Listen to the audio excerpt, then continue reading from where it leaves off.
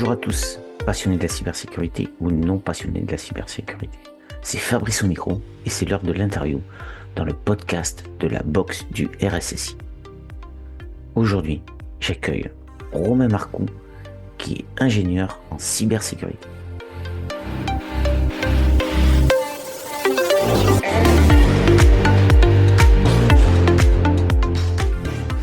Bonjour Romain, très heureux de t'accueillir dans cette nouvelle interview du podcast de la box du RSSI.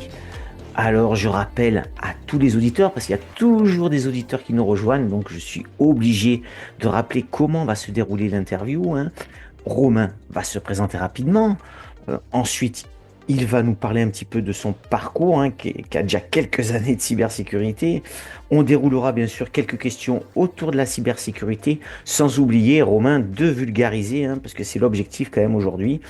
Et puis, Romain nous présentera un sujet qu'il souhaite nous mettre en avant, nous partager à nous, les passionnés de cybersécurité. Et enfin, on finira par les questions traditionnelles que je pose à tous les interviewés. Alors, je rejoins Romain. Bonjour Romain, comment ça va? Bonjour Fabrice, ça va super bien et toi? Ça va, super. Alors, moi, je suis très content de t'accueillir au sein du podcast. Et en plus, on voit que maintenant, je commence d'entrer, je vois que tu passes dans des journaux très intéressants, comme la 1 ou quoi. On aura le temps d'en reparler tout à l'heure. Donc, c'est un petit succès pour toi et tant mieux. Mais rentrons dans le vif du sujet, Romain. Qui est Romain? Petite présentation rapide de Romain? Alors Romain, j'ai 39 ans, donc je suis expert indépendant en cybersécurité. Je suis dans l'IT, dans l'informatique depuis 2008, donc ça fait maintenant 17 ans. Je suis spécialisé dans la cyber depuis 2012, donc ça fait 13 ans. 13 ans que je suis pure player et maintenant 4 ans que je suis indépendant. Au niveau de mon parcours, je suis assez transverse, alors plutôt technique, Blue Team, mais l'expérience et les différents parcours ont fait que je fais un peu de gouvernance, un peu de GRC à moindre niveau. Globalement, mes prestations, la moitié, c'est d'expertise technique sur toutes les briques de cybersécurité, notamment le pare-feu tous les éditeurs de pare-feu. Et l'autre moitié, c'est du conseil un peu transverse, de la gouvernance, du RSIC à temps partagé pour des PME, etc. Alors Romain, dans ton parcours, j'entends que tu as commencé par l'IT, bien sûr, qui doit être un peu la base de la cyber, mais tu aurais pu rester dans l'IT. Qu'est-ce qui t'a fait passer ce cap puisque tu as dit, ça fait 13 ans de cyber que je fais, qu'est-ce qui t'a fait aller vers la cyber pour un peu partager avec les auditeurs et ceux qui peut-être ont envie de faire la cyber? Ouais, très bonne question. Effectivement, j'ai commencé, j'étais ingénieur système réseau et, euh, et c'est vrai que la seule brique que je manageais niveau cybersécurité à l'époque, c'était un pare-feu, un Netask à l'époque. Depuis, ça, c'est Storm Shield. Et en fait, la cybersécurité me passionnait. Ça me passionnait d'être un peu le gentil dans le jeu du chat et la souris, entre le chat et la souris avec les cyberattaquants, de pouvoir protéger les entreprises, etc. Et je voulais aller me spécialiser là-dedans, sachant qu'on était encore à l'époque. Moi, le premier ransomware que j'ai croisé, que j'ai entendu parler, c'était en 2013. Donc voilà, moi j'ai commencé en 2012. J'ai eu la chance de trouver une société qui m'a fait confiance et j'ai appris par l'expérience. Ok. Alors, qu'est-ce que tu penses de l'idée du podcast sur la vulgarisation de la cybersécurité? Pas de l'IT, plutôt de la cybersécurité. Est-ce que c'est nécessaire? Est-ce qu'il y en a encore besoin? Est-ce qu'on n'en fait pas assez? Ou est-ce qu'il n'y a pas de sujet pour toi? Alors, on fera jamais assez d'évangélisation. Les clients, les utilisateurs, ils ont chacun leur niveau d'expertise, leur niveau de sensibilisation. Il y en a qui sont très avertis, mais qui, du coup sont plus ou moins passionnés et font beaucoup de veille. Il y a ceux qui sont plus ou moins avertis et ils sont en quête de connaissances, d'apprendre. Et puis il y a ceux qui sont Alors, des personnes dans le déni, il n'y en a plus trop parce que les cyberattaques sont devenues tellement nombreuses, le nombre est exponentiel. Il n'y a plus de déni, mais ils sont dans le brouillard. Ils savent qu'il y a des cyberattaques. Ils ont déjà été ou ils ont eu la chance de encore jamais être cyberattaqués, mais ils ont cette crainte et ils ont peur que ça arrive. Ils savent pas quoi faire pour se protéger. Souvent, on retrouve ces personnes-là dans les PME et en fait, quelque chose que m'avait dit un responsable régional de l'ANSSI, c'est que ces utilisateurs-là, ces entreprises-là, elles ont un peu le syndrome du garagiste. C'est-à-dire qu'elles savent qu'elles ont des besoins, mais elles y connaissent rien et elles ont peur de se faire avoir en allant voir un prestataire qui va leur vendre une Rolls-Royce alors qu'ils ont besoin d'une Clio, quoi. Donc Ok. on fera jamais assez d'évangélisation. Ok, donc toi, tu participes à ce mouvement de vulgariser, c'est important. Et tant mieux, et si tu es dans le podcast, c'est que tu as accepté le jeu de le faire, et tant mieux, et j'en suis ravi. Alors Romain, moi je regarde ton LinkedIn, là j'y suis dessus, et je vois 9000, plus de 9000 followers. Donc je me dis quand même, c'est pas tout le monde dans la cyber, hein. Bien sûr, il y en a qui en ont beaucoup plus, mais c'est rare, mais avoir 9000 followers, et je m'aperçois que quand même tu communiques, tu partages. Comme tout à l'heure, on a dit que tu es passé dans une info, je l'ai vu là. C'est quoi qui te donne ce goût? Parce que la cyber, ça se partage, c'est ça? Exactement. En fait, moi, comme je t'ai dit tout à l'heure, j'ai appris par expérience. J'étais de formation et j'étais dans une société, j'ai ingénieur système réseau. Donc, à part manipuler les règles de filtrage dans mon pare-feu Storm Shield et ma console Trade Micro, je faisais pas grand-chose. Et chez mon ancien employeur, c'est là où j'ai tout appris avec mes collègues qui étaient ultra compétents, ultra dans le partage, et c'est grâce à eux que j'ai appris.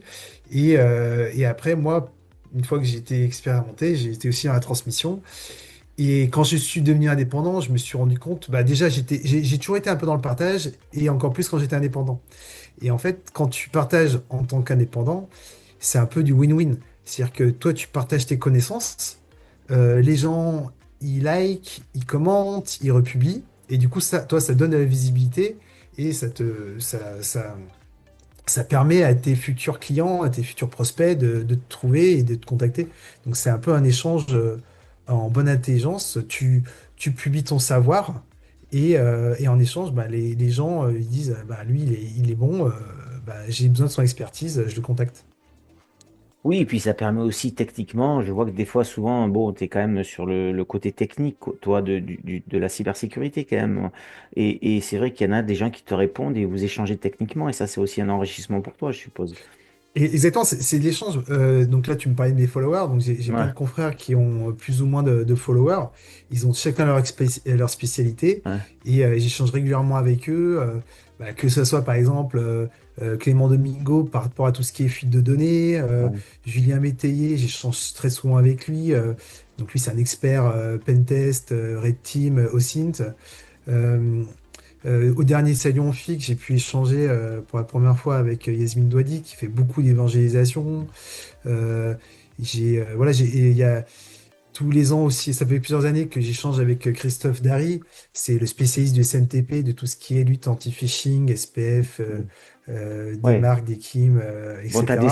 t'as des sacrés Voilà, contacts quand même, parce que Julien Métier, c'est plus de 50 000 followers quand même. Ouais, ah ouais, c'est 50 ouais. 000, ouais, bah, Yasmine, c'est plus de 100 000. Oui, c'est plus de 100 Mais 000, ouais, bah, exact. Ouais, après, ouais. si C'est tu vois, bien, c'est. enfin, et ce qui est bien, c'est que dans la cyber, on a un bon esprit, c'est-à-dire que les gens n'ont pas la grosse, enfin, tous ceux que j'ai rencontrés, Hum, pour la hum. plupart, enfin, en tout cas, ceux qui réussissent, entre guillemets, on a un peu tous le même profil, on est dans le partage, on n'a pas la grosse tête, on essaie de rester humble, et surtout, en fait, on a la soif d'apprendre. On sait que l'autre, il va nous apprendre des choses, et c'est aussi ça qui est passionnant dans la cyber, que ce soit pour y travailler, ou pour s'y intéresser, en tant qu'utilisateur, c'est que la cyber, on en apprend tous les jours. Tous les jours, il y a des nouvelles vulnérabilités, tous les jours, il y a des nouveaux vecteurs d'attaque, tous les jours, il y a des nouvelles problématiques, et c'est pour ça que c'est vachement enrichissant comme secteur d'activité, et qu'on ne s'ennuie jamais. Et c'est vrai, pour moi, c'est vraiment un métier passion. Et c'est pour ça que tu es dans la box du RSSI, puisque tu souhaites partager avec nous ce moment. Et tant mieux, les auditeurs seront ravis, j'en suis convaincu. Alors, la box du RSSI. Donc, tout à l'heure, tu as cité dans ton parcours, et actuellement, tu es RSSI externe pour certaines sociétés. Donc, on a la personne qu'il faut pour répondre à cette question, cette double question. Pour toi, quelles sont les principales responsabilités d'un RSSI et aussi quelles sont ses compétences les plus importantes pour tenir le rôle dans une PME, on va dire?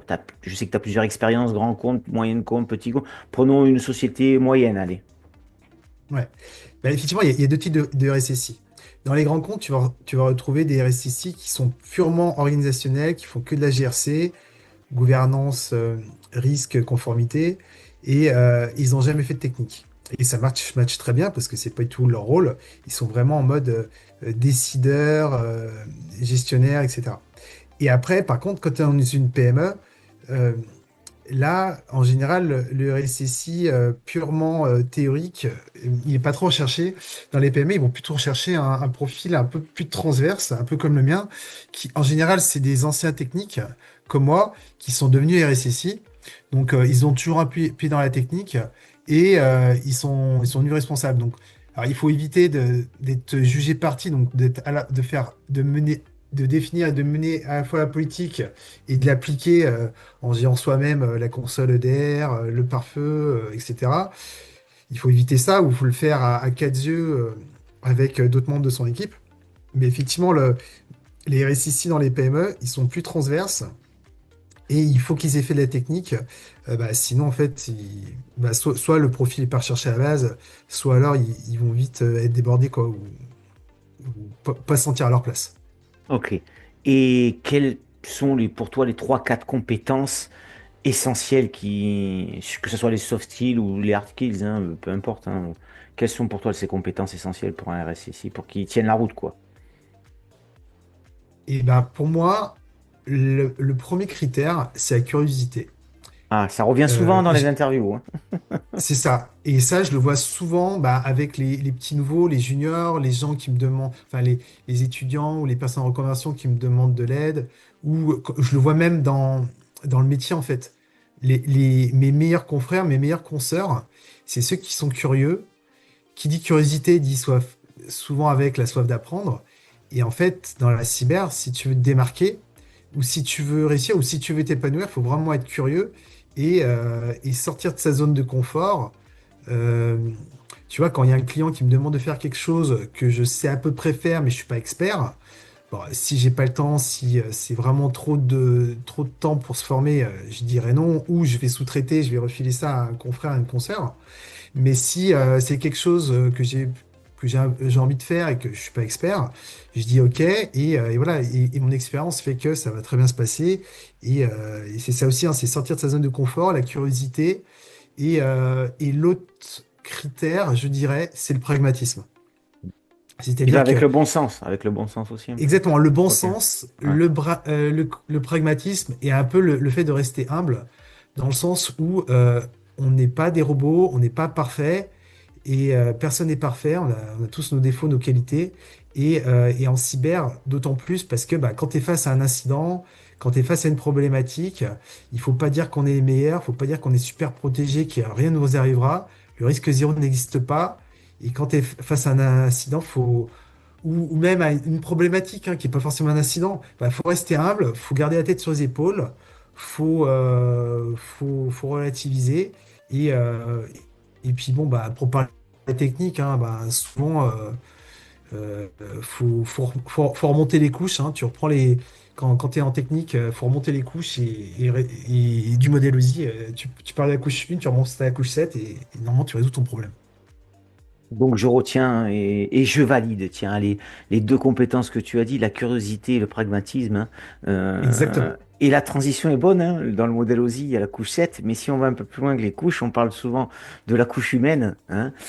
La Et couche ce qui 8, vient au prochain sujet, donc de la couche 8, hein, la couche humaine qu'on dit souvent. Et tu exactement. sais très bien que eh ben souvent ça vient de là, le problème cybersécurité, la faille, elle est souvent humaine à 80% parfois, hélas. Donc, ce qui m'amène à un pan de la cyber qui est important, qui est la sensibilisation. Quelle est ton approche, toi, sur la sensibilisation? Alors ça, c'est très intéressant comme thématique parce que pour moi, la sensibilisation, pour moi, ça a toujours été, c'est normal, quoi. Ça fait, tu vois, j'avais fait un post, mes 5 ou 6 préconisations à 2023. Bon, je ne l'ai pas refait en 2024, 2025 parce qu'en fait, c'est toujours les mêmes. Et dans ces préconisations de base que je donne un peu pour tout le monde, il y a la sensibilisation des utilisateurs. Et quand j'avais fait ça, et ben en fait, j'avais des confrères qui étaient souvent axés pentest, red team, tu vois, de ce côté-là, qui disaient non, mais la sensibilisation, ça sert à rien. De toute façon, tu auras beau sensibiliser les users, ils vont toujours cliquer. Et voilà. Et là, je leur disais, mais non, mais pourquoi tu dis ça, en fait? Ça n'a rien à voir. Aucune protection n'est parfaite. Ton pare-feu, ton WAF, ton EDR, ton AD durci, tout, rien n'est parfait. Et en fait, et la sensibilisation du user, c'est comme toutes les protections, rien n'est parfait. Tu sensibilises ton user, effectivement, tu auras toujours un utilisateur qui va cliquer. Mais tu en as plein qui vont pas cliquer parce que tu les as sensibilisés. Et en plus, la sensibilisation, ça leur sert aussi bien dans la vie professionnelle que personnelle. Parce que des arnaques, il y avait beaucoup de phishing dans le monde professionnel. Et maintenant, depuis 2-3 ans, les nombres de SMS qu'on reçoit Ouais. pour une soi-disant livraison mondiale relais, c'est légion. Donc, les protections, n'importe quelle brique de protection logicielle, n'importe quel PSSI, n'importe quel processus et la sensibilisation, c'est un ensemble de filets, comme des filets de pêche. On superpose les filets et un attaquant, il va essayer de rentrer, il va passer un filet, deux filets, trois filets. Et puis au bout du Xème filet, il va pas passer à travers les mailles, il va finir par être bloqué, il va se décourager, il va passer à notre cible. Et c'est ça le but, hein. C'est de ne pas être repéré ou de mettre un maximum de filets pour que l'attaquant il se décourage et qu'il passe à notre cible et qu'il nous oublie, quoi. Merci pour cette vulgarisation sur la sensibilisation et sur la faille et sur. Ça me fait penser donc, tu parles bien sûr de la défense en profondeur. On est d'accord, Romain? Ah bah oui, c'est ça. Alors, Ouais, pas forcément défense en ouais, profondeur, parce que tu vois, défense en profondeur, pour moi, c'est plus pour les ETI, les entreprises de taille ouais, intermédiaire, ou les grands comptes, ou les comptes sensibles. ouais, Parce que quand tu regardes bien, n'importe quelle PME, euh, les attaquants, quand ils trouvent une cible, au bout d'un moment, ils regardent sur société.com et ouais. n'importe quel site d'annonce légale, ils regardent le chiffre d'affaires de la société, ou ils vont même sur le site institutionnel, et puis si en fonction entre guillemets, de la taille du poisson, ils vont pas mettre autant d'efforts que si c'est une Ouais. société du CAC 40, que si c'est un hôpital, que si c'est un ministère. Donc en fait, quand tu as une PME, il suffit d'être protégé basiquement. Et franchement, j'ai eu la chance d'avoir plus de 300 clients dans ma vie, 300 clients entreprises, de la TPE au grand compte CAC 40 et de la commune au ministère en passant par les CHU. Et ben en fait, les PME, en fait, s'ils ont un minimum de protection, ils n'ont pas de souci en fait. C'est intéressant ce que tu dis. Ça veut dire que on n'est pas obligé, ceux qui travaillent dans les PME, d'avoir un C'est ça. suroutillage cyber. Exactement. Une PME, tu mets un pare-feu bien configuré, avec une matrice de filtrage bien configurée. Il expose le moins de choses possibles sur Internet. Ouais, Sa messagerie, c'est pas compliqué de durcir un peu l'anti-spam. Il y en a beaucoup, ils sont sur Microsoft 365. C'est super bien expliqué sur Microsoft 365 pour durcir ta configuration anti-phishing, anti-spam. Après, un EDR, ça coûte pas plus les yeux de la tête. Tu as toutes les gammes de prix. Pareil, tu le durcis un peu la conf, ça coûte pas très cher et c'est très efficace. Et après, ton AD, bah, tu as plein d'outils gratuits comme Harden AD, comme Picastle qui me permet ouais. de durcir ta conf AD. Bah, en fait, une fois que tu as fait tout ça, et tu sensibilises un peu tes users. Là, c'est pareil, tu as des solutions qui existent, mais payantes. Mais après, tu peux le faire aussi toi-même à moindre coût. Et ben, en fait, si tu fais tout ça, t'en as pas pour des cents et des mille, hein. Bon alors Romain, je sais que tu aimes le challenge et donc on a tous les deux 8 minutes pour finir l'interview. Il reste quelques questions. Et Allez, voilà, je te c'est lance un parti. défi. Allez, en direct. Euh, Aujourd'hui, qu'est-ce que tu as envie, quelle idée, quel moment, quel conseil, quelle lecture ou quel thème tu as envie de partager avec les auditeurs aujourd'hui? Alors, le thème que j'ai envie de partager, c'est un peu le truc que je fais en side c'est toujours dans mon métier, mais c'est pas quelque chose que je facture, on va dire. C'est en fait, je mène un projet open source enfin un projet gratuit Mhm. d'agrégation d'IP malveillantes. T'as dit le bon mot, Euh, gratuit, tout le monde va y aller, hein. voilà. Et ça m'a ouvert pas mal de portes. Tu vois, par exemple, c'est ce projet-là que j'ai présenté au Forum international de la cybersécurité, au Ouais, Forum Cyber à Lille, le- euh, au début de mois là. ouais, Ça m'a ouvert pas mal de portes et j'ai des milliers d'utilisateurs dans le monde. En fait, c'est une agrégation de. Je me suis rendu compte que grâce à des clients qu'il n'y avait pas il y avait plein de listes d'IP malveillantes qui ouais. existaient, mais que personne ne les agrégeait. Donc en fait, moi, je les agrège, mais je fais beaucoup de travail derrière, j'enlève les faux positifs, je les ordonne, je les classe pour que les IP les plus malveillantes, elles sont au début de la liste, etc., etc. Et cetera. Et c'est des listes prêtes à l'emploi que tu peux intégrer dans ton pare-feu, dans ton serveur, dans ton WAF, dans ton reverse proxy, etc.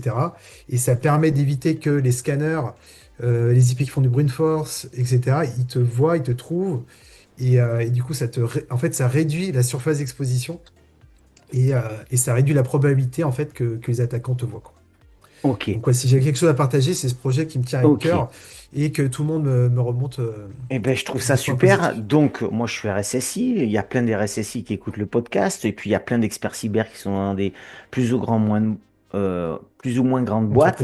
Entreprise. Donc, qu'est-ce que tu me dis à moi? Je dois faire quoi? M'inscrire sur quel site? Est-ce que je dois y aller chaque semaine? Récupérer cette liste? Comment ça se passe? Ah bah c'est très simple. Alors, soit tu cherches mon nom, tu fais GitHub Romain Marcoux, Ouais. ou alors j'ai un short link, c'est mon site slash G comme GitHub, sekio.fr/G, sekio.fr/G. Et en fait, tu arrives sur mon GitHub. En fait, j'ai plusieurs repos. J'ai un repo avec les IP malveillantes en entrée, Ouais. qui sont différentes en général des IP malveillantes en sortie.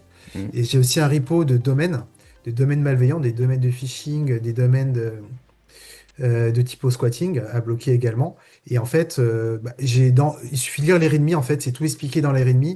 Super. Si tu as un pare-feu FortiGate, Sophos, Palo Alto, un serveur Linux, un pfSense, j'explique tout comment les intégrer pour bloquer ces menaces.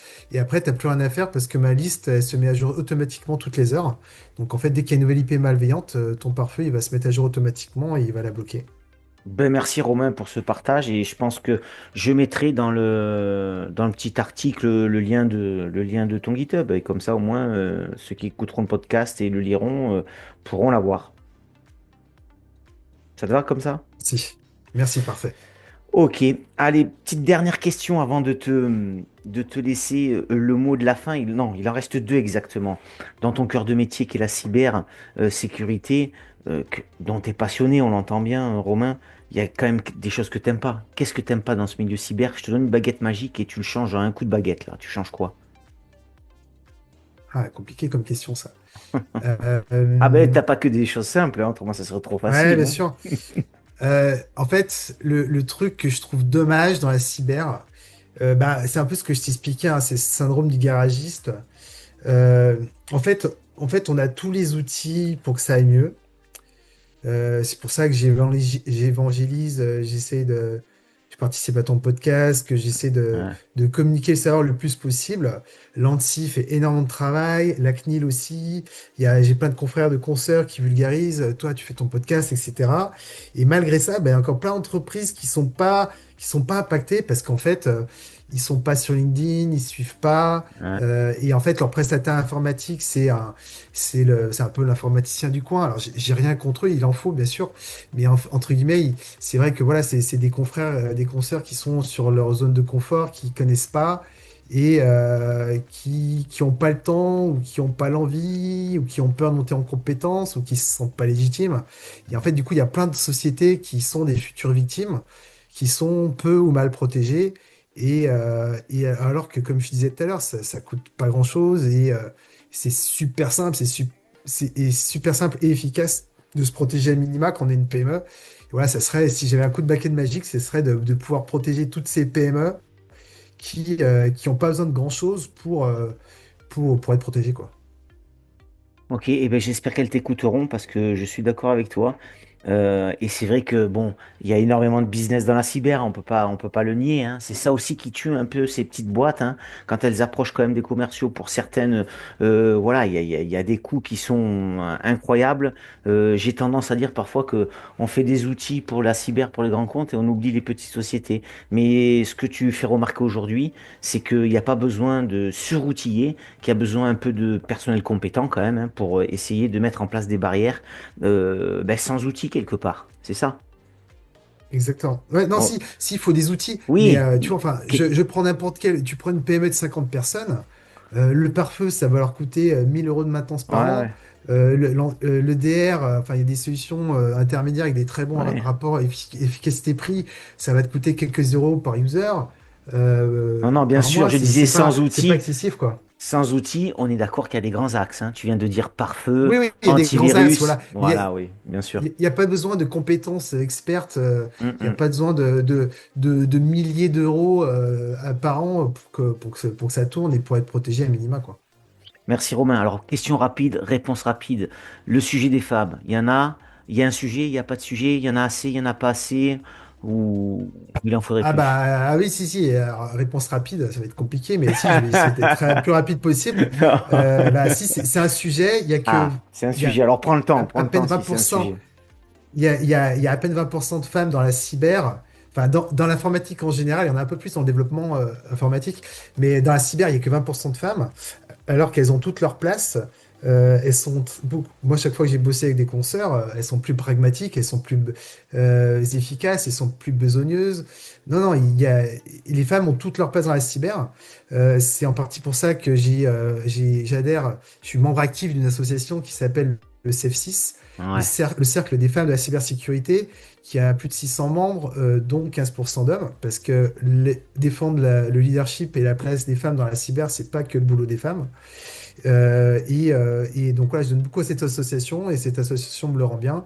Elle est présidée par une femme de poigne, Nassira Salfan, qui est RSSI au ministère de l'Intérieur, et qui mène cette association et qui a donné l'envie. C'est un portrait de femme très inspirant qui a donné l'envie à plein de femmes qui sont devenues elles-mêmes des portraits de femmes inspirantes. Et donc, du coup, c'est ça. Moi j'interviens dans les collèges pour faire connaître mon métier aux jeunes, et donc, dont les jeunes filles. Et l'association intervient à plein de niveaux pour que les femmes viennent dans le métier. Donc, il y a un sujet. Et donc, Romain souhaite qu'il y ait plus de femmes dans le milieu cyber. Et pas que moi, il y en a plein, et des femmes et des hommes. Et il faut venir, tout le monde a sa place. Ok, ben merci Romain. Je te remercie d'avoir joué le jeu de l'interview, c'est super cool. Merci d'avoir participé dans notre podcast et grâce à ton intervention, le podcast va un peu plus rayonner et tant mieux. Ça veut dire qu'il y aura plus d'auditeurs, plus de gens passionnés qui vont échanger et ça c'est plutôt génial. Merci d'avoir le vulgarisé au maximum. Je sais que tu t'y attelles tous les jours et c'est très bien de l'avoir fait dans le podcast. Le mot de la fin, il appartient toujours à l'interviewé. C'est à toi, mais c'est pas maintenant, parce que tu dois me désigner quelqu'un pour une prochaine interview. Est-ce que tu y as pensé? Ah, ouf. Et bah, du coup, on va dire une femme, justement. Ah, tu pouvais faire que ça. Alors, je sais pas si elles vont accepter, parce que souvent, elles aiment pas trop se mettre en avant. Ben, c'est pas grave, désigne, Bah, puis il y on en a, verra. et bah, je vais t'en désigner une, en avoir d'autres, hein. Ouais, Bah, si à la boîte du RSSI, je vais citer une RSSI, on très va bien. prendre Lucie Poirot. Ok, Lucie Poirot, tu la connais, tu peux lui la préchauffer quand Oui, même, oui, alors. je la connais très bien, je vais essayer de la pousser. Alors, faut pas qu'elle ait jalouse, hein, j'ai cité elle parmi tant d'autres, il y a plein de Pour femmes dans qu'il y ait l'assaut, gagné. donc Ouais, ok, voilà. bon, ça marche. Super, je te remercie. Donc, le mot de la fin, il appartient bien à l'interviewé. Tu dis ce que tu veux, c'est à toi et c'est maintenant, Romain. Eh bien, le mot de la fin, voilà. La cyber, ça peut pas être complexe, mais ça l'est pas tant que ça. Il suffit juste de s'y intéresser.